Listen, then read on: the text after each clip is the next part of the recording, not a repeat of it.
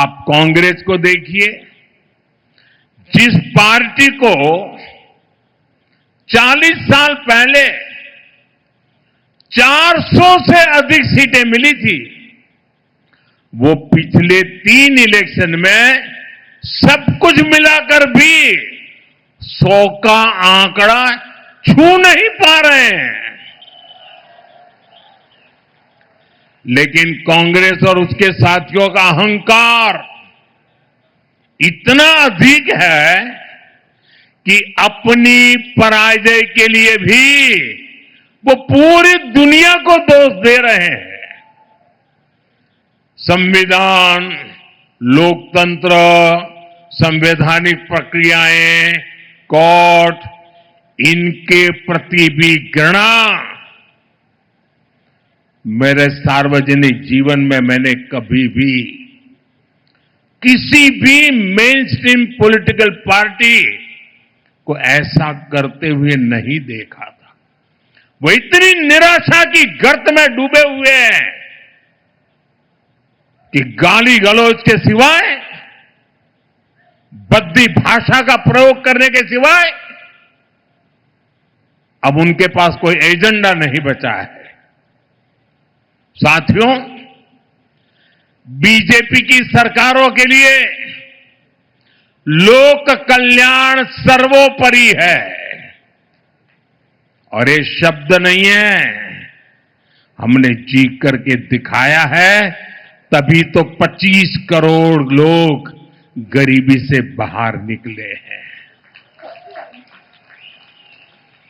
हमारा मंत्र सबका साथ सबका विकास का है।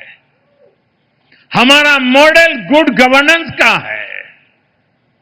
इसलिए हर राज्य में जनता बीजेपी को दूसरी बार, तीसरी बार फिर से सेवा करने का अवसर देती है। लेकिन कांग्रेस की कोई भी राज्य सरकार दूसरी बार सत्ता में वापस नहीं लौटी है।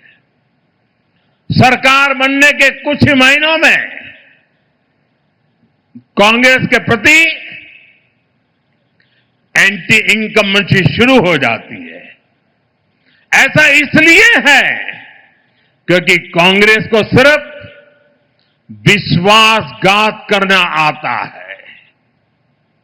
ये खुद भी झूठे हैं और उनकी गारंटियां भी झूठी है। कांग्रेस की सत्ता की किताब में गवर्नेंस का चैप्टर तो है ही नहीं है।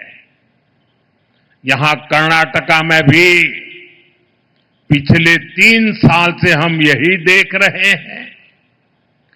जनता की समस्याएं सुलझाने के बजाय यहां की सरकार का ज्यादातर समय आपस के झगड़े सुलझाने में लग रहा है।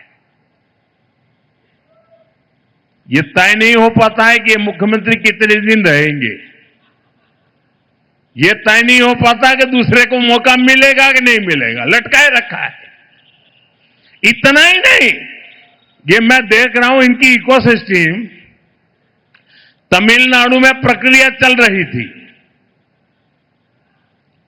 और इनकी इकोसिस्टम दिल्ली में बैठे बैठे देश को गुमराह करते थे कि देखो 4 तारीख को नतीजे आ गए, 5 हो गई, 6 हो गई, 7 हो गई, 8 हो गई, तमिलनाडु में सरकार नहीं बन रही है।